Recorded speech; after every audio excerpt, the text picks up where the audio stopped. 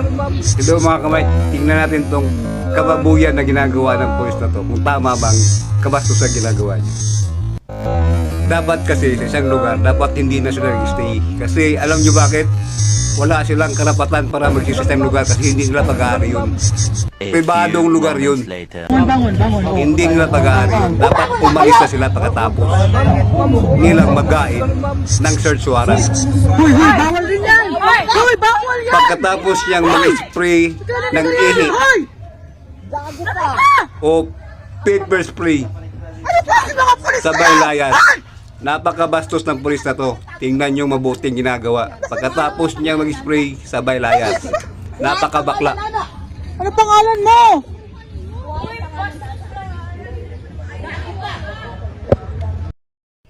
Ang akala kasi ng pulis na to, sasaluin siya sa kabastusan niya. Kaya umikot siya, naghanap siya ng lugar kung saan siya pipisto.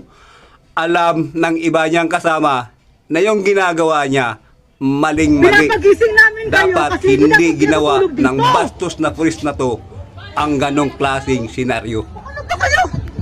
Mga kamay, pagkatapos maggain ng search warrant at wala doon yung objectives o yung aim, kinakailangan dapat umalis agad sila.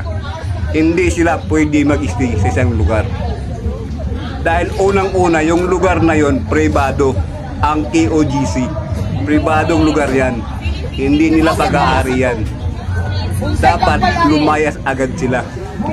Huwag na silang pagmatagal pa sa lugar na yan. Kasi pag-aari yan ng KOGC. Kung wala doon yung taong hinahanap nila, dapat umalis na agad sila. Pero anong ginagawa? Nambabastos. Napakabakla ng pulis na to. At saka mga kamay, may karapatan ang taga-KOGC na palisin sila. Kahit saan nyo tingnan, kahit umabot pa yan sa Korte Suprema.